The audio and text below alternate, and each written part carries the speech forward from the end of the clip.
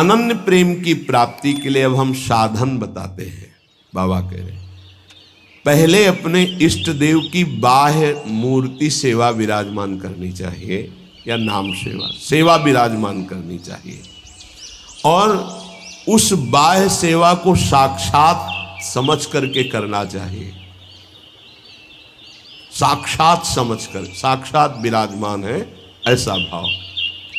बाह्य पूजा के साथ साथ मानसिक सेवा का बहुत बड़ा योग है, और ये बाह्य सेवा से ही मानसिक सेवा प्रारंभ हो जाती है।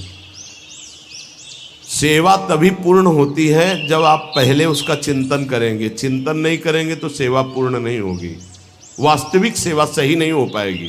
पहले आज श्री जी को कौन सा पोशाक धारण कराना है, कौन सी पत्रावली करनी है, और कैसे केशपाश समा, आज कौन से कुंडल, अच्छा ऐसे कुंडल, ऐसे ऐसे, और आज भोग में क्या क्या, ये भोग में ऐसे श्री जी यहाँ विराजमान होंगी, ऐसे होगा, ऐसे छत्र होगा, ऐसे भोग लगेगा। पूरी मानसिक चिंतन होता है, फिर वो सेवा प्रगट में होती है। तो प्रगट सेवा ही मानसिक सेवा में पहुंचा देती है। पूज्य बाबा कह रहे गोपी जनों की तरह प्रेम प्राप्ति के लिए सबसे पहले अपने इष्ट का चयन और इष्ट की अनन्यता, इष्ट की अनन्यता, इष्ट की अनन्यता में आ गया अपने इष्ट का नाम जपना, अपने इष्ट का मंत्र जपना, अपने इष्ट का ही गुणगान करना, अपने इष्ट के विषय में ही सोचना, ये सब आ गया। फिर इष्ट के श्री विग्रह की, मूर्ति की, छवि की, नाम की सेवा विराजमान करना, और जैसे गृहस्थ है तो जितने याम कर सके, जितना कर सके, लेकिन अगर विरक्त है तो 8 पहर की सेवा।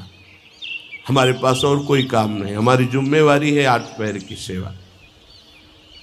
बाह्य पूजा, मानसिक पूजा, दोनों साथ साथ चलती हैं उपासक की। ध्यान दे करके अगर आप सेवा करोगे तो देखोगे आपकी मानसिक सेवा होगी। आज वो वाली नथ पहनानी है, वो ऐसे धारण करानी है, हाँ आज इस रंग की पत्रावली, इस रंग की चोली, इस रंग के ऊपर चुनरी, और इस रंग का लहंगा, और ऐसे ये जो हो रहा है ना, ये मानसिक सेवा हो रही है, बहुत बड़ी चीज हो रही है। देखो आप लोग जो चिंतन करते, आज फूल बंगला ऐसे बनाना है, आज ऐसे, बहुत बड़ी सेवा हो रही है। आज श्री जी की रसोई, ये मानसिक जो सेवा, और बहुत जोर की सेवा, प्रगट सेवा का फल है मानसिक सेवा, और मानसिक सेवा ही सिद्धावस्था को प्रदान करती है, ये बात ध्यान दीजिए। और जो इष्ट का नाम मिला है वो केवल जबान से ही नहीं, चिंतन के साथ होना चाहिए। प्रेम की बात कर रहे हैं, केवल हम जबान से रट रहे मंगल है, लेकिन यहाँ कह रहे गोपी प्रेम की बात, गोपी जैसा प्रेम, उसका चिंतन होना चाहिए। जैसे राधा राधा, तो हमारा चिंतन भी हो रहा है। बाह्य जप से बहुत समय लगेगा, जब बाह्य जप और आंतरिक चिंतन दोनों एक साथ होंगे, बहुत जल्दी वासनाओं का नाश होकर आनंद की उत्पत्ति होती है। केवल बाह्य जप से बहुत काल के बाद लाभ मिलता है, बाह्य जप के साथ आंतरिक ध्यान से बहुत जल्दी लाभ प्राप्त होता है। इष्ट देव का चयन, इष्ट देव की अनन्यता, इष्ट देव की प्रगट सेवा, मानसिक सेवा, और इष्ट देव का नाम ध्यान सहित जप, और इष्ट देव के ही गुणों का चिंतन करना। हमारी श्री जी का ऐसा स्वभाव, हमारे लाल जी का ऐसा स्वभाव, उन्हीं की तरफ चिंतन करना। अन्य सब संबंध चिंतन को छोड़ना गोपी प्रेम की प्राप्ति है। महाराज जी सुनते हैं श्री सुखदेव जी का वैराग्य बहुत तीव्र और उच्च कोटि का था। क्या ऐसा कोई साधक वैराग्य नहीं धारण कर सकता? इस कोटि का वैराग्य क्या साधु के अंदर, साधक के अंदर नहीं आ सकता? निश्चित आ सकता है, पर ये सकामी साधक के अंदर नहीं, विषयी साधक के अंदर नहीं। जो निष्काम भाव से दृढ़ निश्चयी है कि केवल शरीर पोषण के लिए वस्त्र और भोग आदि, जो प्रारब्धवशात कोई चाह नहीं, उसके हृदय में तीव्र वैराग्य जागृत होता है। दृढ़ लक्ष्य, दृढ़ निश्चयी, शरीर की भी परवाह नहीं, नहीं खान पान ते भावे है, नहीं कोमल वसन सुहावे है, सब विषय लगे ते खारा है, हरि आशिक का मग न्यारा है। जो अंदर से दृढ़ निश्चयी नहीं है, अंदर से भगवत प्रेम का भाव लक्ष्य नहीं है, तो बाह्य त्याग फिर दंभ पैदा कर देता है, दिखावटीपना फिर आने लगता है, जो बहुत ही साधक के जीवन में धोखा पैदा कर देता है। ये बुद्धि है बहुत जल्दी सिद्ध होना चाहती, फिर वो नाटक शुरू कर देता है, बहुत शास्त्र विरुद्ध आचरण होने लगते हैं। इसलिए निष्काम भगवत प्राप्ति का दृढ़ लक्ष्य, निरंतर भगवत चिंतन, खान पान आदि से राग रहित, तो श्री सुखदेव जी जैसा वैराग्य आ ही जाएगा। पूज्यपाद बाबा कहते ऐसा नहीं कि उनको जो वैराग्य था वो किसी को प्राप्त ही नहीं हो सकता। लाखों हो गए हैं, देखा थोड़ी सबने, लाखों हो गए, लाखों हैं, लाखों होते रहेंगे। ये भगवान की सृष्टि है। जैसे जड़ भरत जी की स्थिति आई, उनसे ऊंची ऊंची स्थिति के ज्ञानी महापुरुष देखे गए, उनसे ऊंची स्थिति के ज्ञानी महापुरुष देखे गए, पर चर्चा उनकी गाई गई है। भगवान ऋषभदेव जी के पुत्र हैं, लेकिन ऐसे लाखों जड़ भरत हो चुके, लाखों होंगे। ये भगवान की सृष्टि, ऐसे ऐसे महापुरुष ब्रह्मबोध संपन्न देखे गए, जिन बिल्कुल निरपेक्षता की मूर्ति, निरपेक्षता की मूर्ति। हाँ, जिस दिन से सन्यास हुआ कभी वस्त्र ही नहीं धारण किया, दिगंबर, गंगा जी का किनारा वही, ऐसा सरल स्वभाव कि मतलब देखने से ऐसा लगता था देखता ही रहे कोई। ऐसे सब जटा, सब बाल से दिगंबर बैठे हुए, वो भोला बालक जैसा चेहरा, वो तपस्या के धनी, बड़े बड़े धर्म सम्राट करपात्री जी आदि साष्टांग दंडवत करते। असनी गंगा किनारे स्वामी श्री अनंग बोधाश्रम, सेनपुर स्वामी श्री मग्नानंद सरस्वती जी, नजफगढ़ श्री स्वामी ओंकारानंद, ये गंगा का किनारा ना, एक से एक महापुरुष, सिद्ध महापुरुष। पूज्य बाबा, ये भगवान की प्राप्ति भगवान की इच्छा पर निर्भर है या पुरुषार्थ पर निर्भर है? भगवत प्राप्ति भगवत इच्छा पर निर्भर है कि वो जिसको चाहेंगे मिल जाएंगे, या अपना भी कोई पुरुषार्थ है? भगवान की आज्ञा का पालन करते हुए जो पुरुषार्थ करता है उसी को भगवत प्राप्ति होती है। ये कायरता नहीं कि बैठे भगवान की इच्छा होगी तो भगवान मिल जाएंगे, ऐसे कभी नहीं होगा। देखो जो वर्णन कर रहे हैं महापुरुष, भगवान की आज्ञा का पालन करते हुए भगवत प्राप्ति के लिए बहुत प्रयासशील, जितनी हम में सामर्थ्य है, निश्चित उसको ही भगवत प्राप्ति होती है। जिसका जितना तीव्र पुरुषार्थ होगा उसका उतना ही भगवत कृपा उसके ऊपर उतरेगी। पुरुषार्थ अत्यंत आवश्यक, रात दिन जो लगे हुए। सिद्धि असिद्धि में सम रहना है भगवान की इच्छा की बात, ये छोड़ दो भगवान को। फल की सिद्धि असिद्धि में हमारा प्रयास पूरा रहेगा, उसी को भगवत प्राप्ति होगी। सिद्धि असिद्धि में सम रहो, लाभ मिला कि नहीं मिला, फायदा हुआ कि नहीं, इस पर सम रहो, इस पर ध्यान मत दो। तुम पुरुषार्थ करते रहो, प्रयास करते रहो, निश्चित तुम्हें भगवत प्राप्ति हो जाएगी, पक्का। देखो ये पूरे जीवन की यात्रा की बात है, 4 दिन में सुधरने वाले नहीं हैं।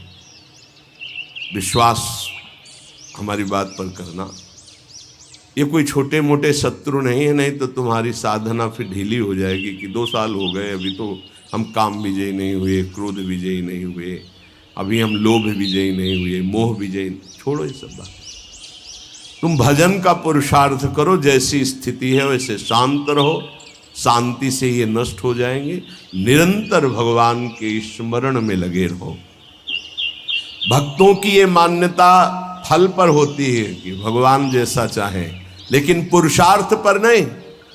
हमें जो समय, जो दिनचर्या, जो भजन, उस पर हम कायर बन करके नहीं बैठेंगे और जैसा भगवान, नहीं। उसके लिए हमें जो गुरुदेव ने आज्ञा करी, जो दिनचर्या, जो भजन, उस पर तत्पर रहेंगे। आप बहुत जोर देते हैं भजन पर, तो भजन किसे कहते हैं? अर्थात हम किसको माने कि भजन हो रहा है? उत्तर, अंतःकरण में निरंतर अपने इष्ट का गाढ़ चिंतन होना भजन कहा जाता है। अंतःकरण शब्द बोला है,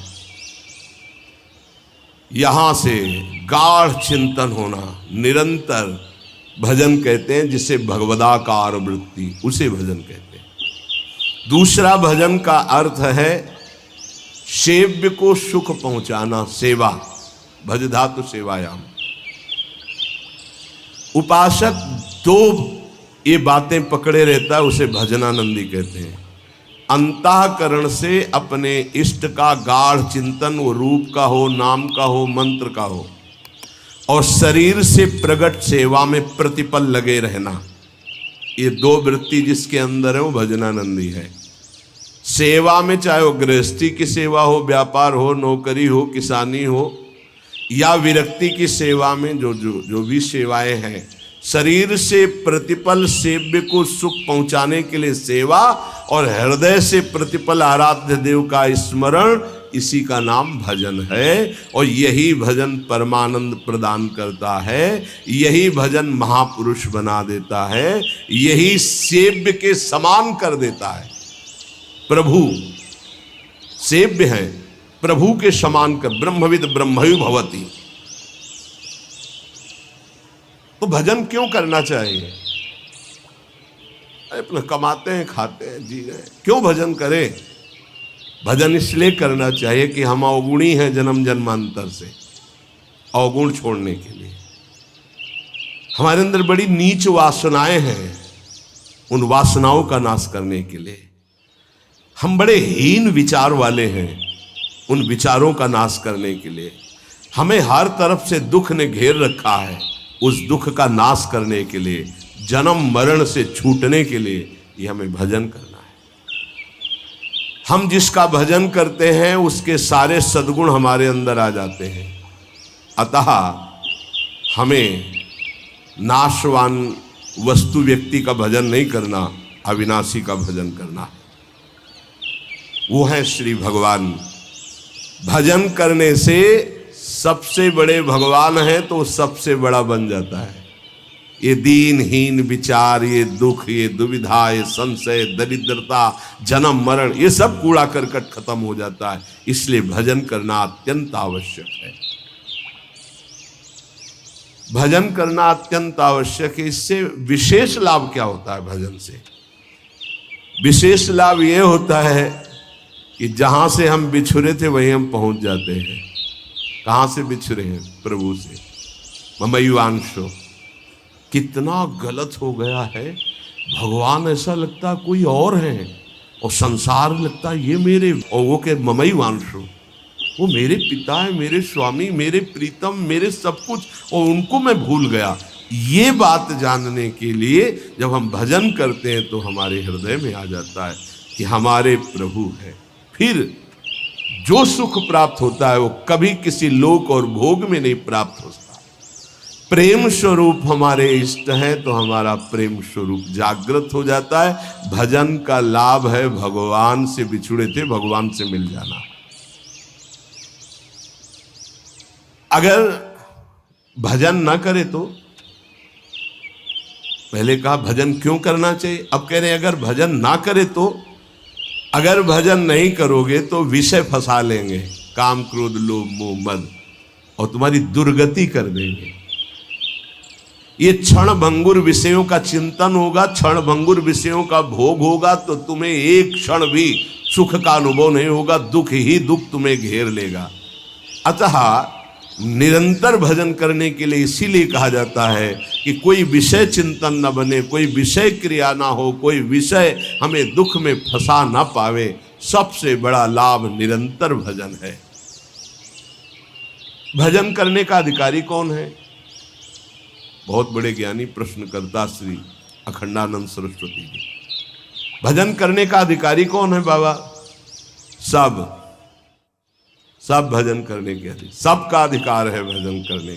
बाल बच्चा कोई भी, पुरुष नपुंसक नारी वा जीव चराचर कोय, सर्व भाव भज कपट तज मोहि परम प्रिय सोय। बाबा ये भजन करने वालों में भी पाप कर्म देखे जाते हैं, ये क्यों नहीं छूटते हैं? भजन तो सब पापों का नाश कर देता है, फिर भजन करने वालों से पाप कर्म क्यों नहीं छूटते? क्योंकि वो सही भजन नहीं करते। बहुत ध्यान से समझना, वो विषय चिंतन करते हैं, विषय भोग करते हैं, उस समय भजन छोड़ देते हैं, जिससे पाप बनता है, भजन में अरुचि होती है। हम इसीलिए तो कह रहे हैं निरंतर भजन करो, विषय चिंतन मत करो। जो भजन भी करता है और विषय चिंतन और विषय भोग भी करता है, उसको जन्म जन्मांतर लग जाएंगे, बाबा कह रहे हैं। क्योंकि जन्म जन्मांतर इसी से होते चले आ रहे हैं, बार बार विषय चिंतन, बार बार विषय भोग। इसीलिए तो हम कहते हैं भैया, एक जन्म का सारा मेहनत समय इस बात में लगा लो कि विषय चिंतन न होने पावे, पाप कर्म न होने पावे, भजन बन जाए। हम अगर एक जन्म प्रभु को दे देते तो अनंत जन्मों की बिगड़ी बन जाती, तो घाटा थोड़ी है, लाभ ही लाभ है। जितना समय भजन नहीं करेंगे उतना समय मन विषय चिंतन करेगा और आपके द्वारा पाप कर्म हो ही जाएगा। पाप कर्म होगा तो सबसे पहले गुरु में अश्रद्धा होगी, फिर इष्ट भजन में अरुचि होगी। ये उसका लक्ष्य। कहीं भी अपराध करो, वो पहले आपके गुरु संबंध को तोड़ेगा, तभी तुम्हारे ऊपर प्रहार कर सकता है। नहीं, गुरु कृपा पात्र पर प्रहार नहीं कर सकती माया। पहला कार्य करेगी, गुरु संबंध छुड़वाएगी, इष्ट चिंतन छुड़वाएगी। इसलिए हम कहते हैं जितना जितना समय तुम विषय चिंतन में देते हो, अगर वो भी भजन में दे दो तो पाप छूट जाएंगे, नहीं तो पाप कर्म होते रहेंगे, भजन का अनुभव नहीं होगा। कहा जाता है कि भजन करने वाला एकांत सेवन करे। इसका मतलब क्या होता है?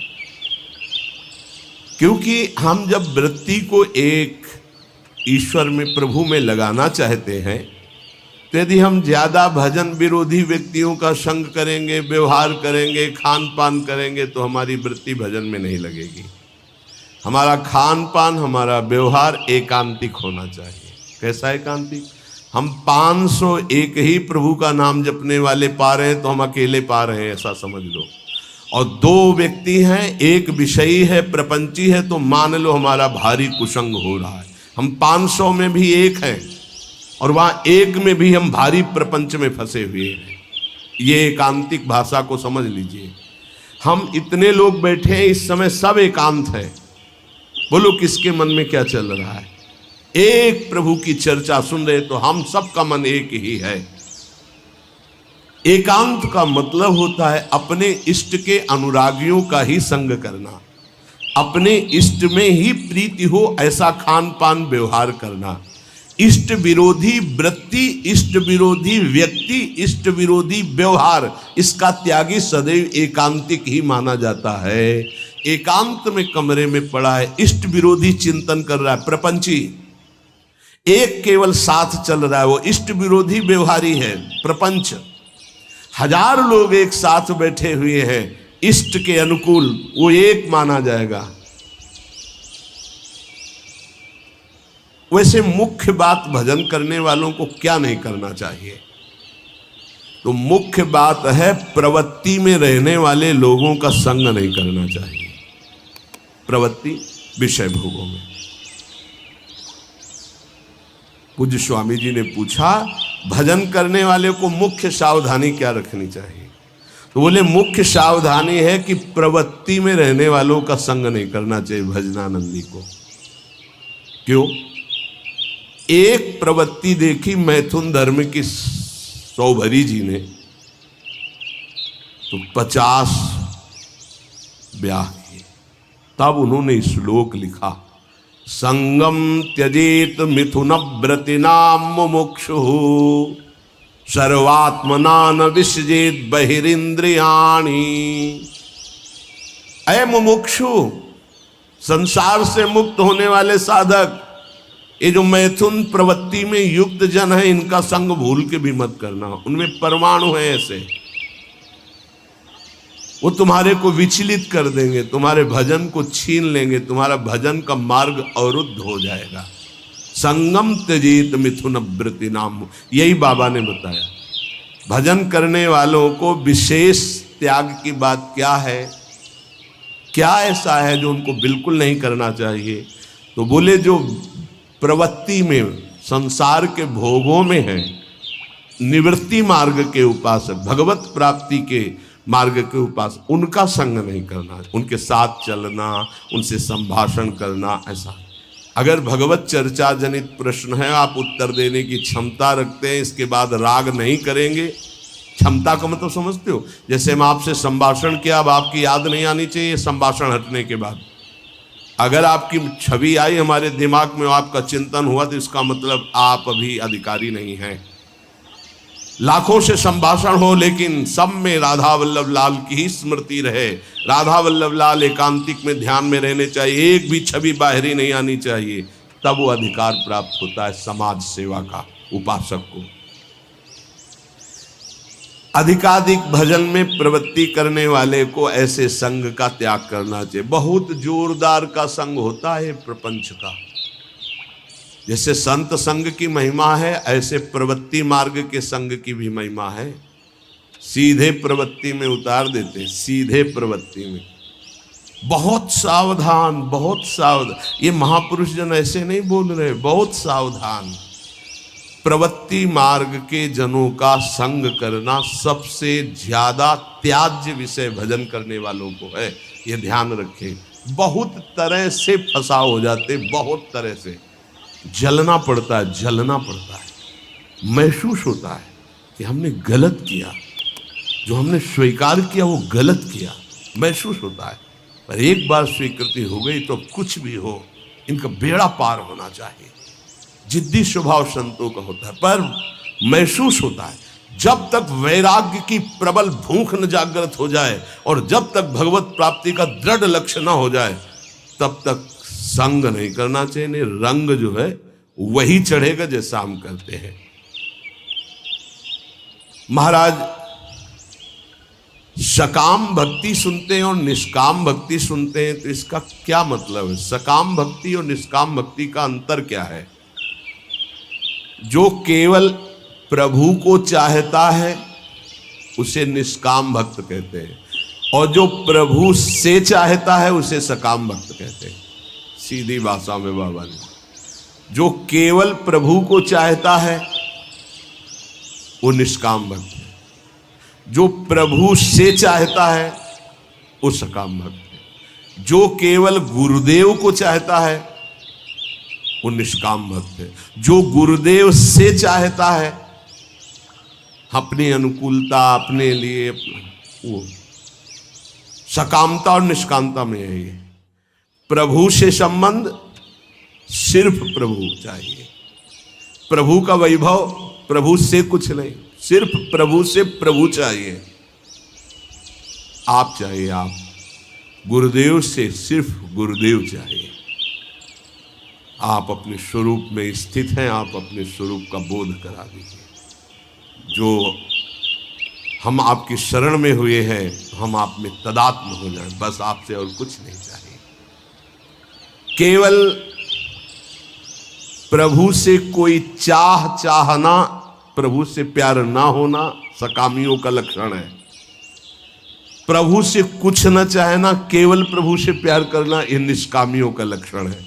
ऐसे बड़े बिरले निष्काम। और महाप्रभु अपने धर्म के लिए तो कहते हैं, सबसे पहले कह रहे सबसो हित निष्काम मति, कोई चाह नहीं।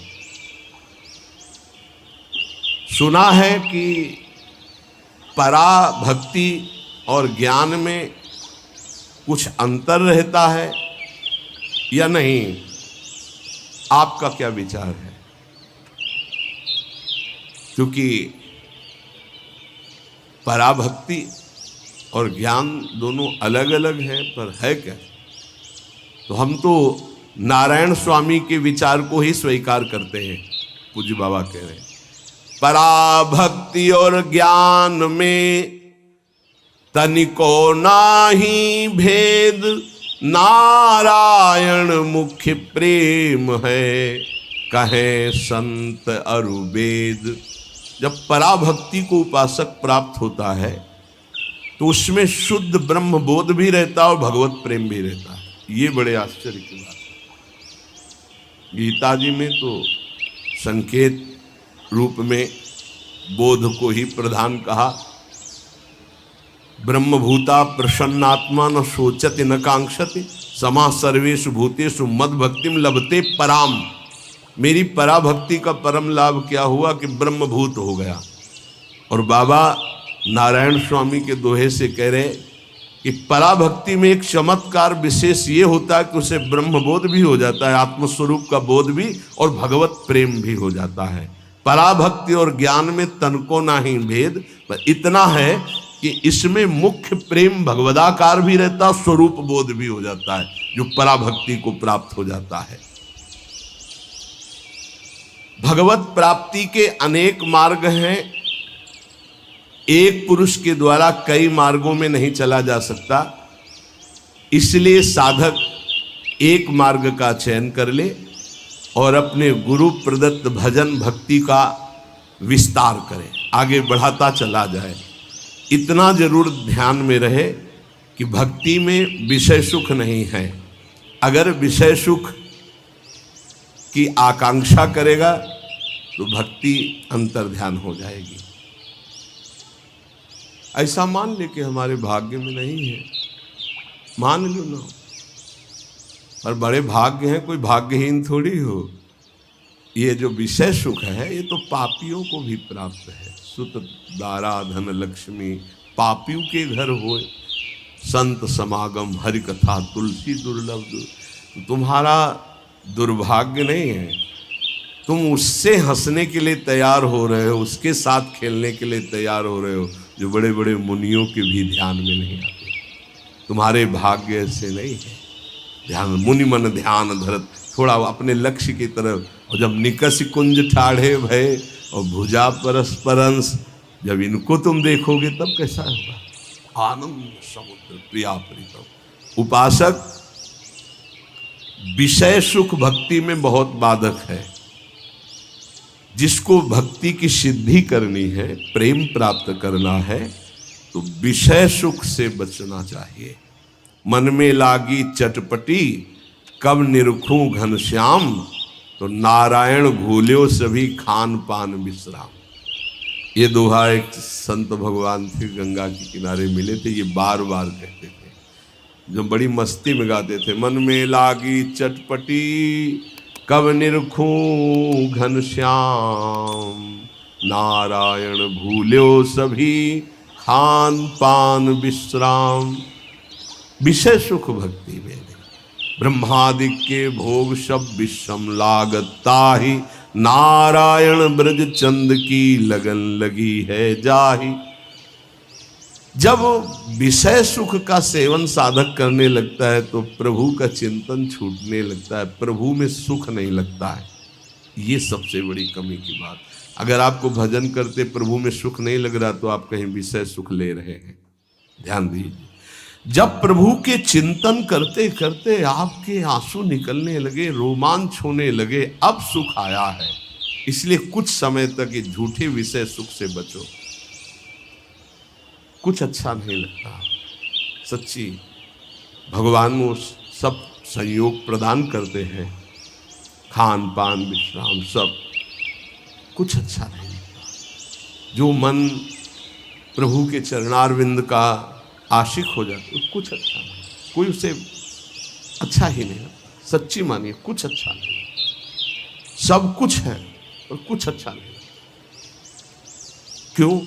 क्योंकि जो वास्तविक अच्छा लग रहा था सब में, वो अनंत ब्रह्मांडों का अच्छा लगने वाला अब अच्छा लगने लगा है, इसलिए अच्छा नहीं लगता। अगर किसी का शरीर अच्छा लग रहा है तो कृष्ण है इसलिए अच्छा लग रहा है, वो अंतर ध्यान हो जाए तो कहाँ अच्छा लगेगा। किसी वस्तु में आकर्षण है तो कृष्ण का है, और अब सीधे कृष्ण का आकर्षण हो गया तो अब कैसे अच्छा लगेगा। इसलिए विषय सुख का त्याग करते हुए, विषयी पुरुषों के संग का त्याग करते हुए, हृदय से निरंतर इष्ट चिंतन और शरीर से अपने कर्तव्य कर्म रूपी सेवा, इसी से भगवत प्राप्ति, इसी से प्रेम प्राप्ति, इसी से तत्व बोध हो जाता है।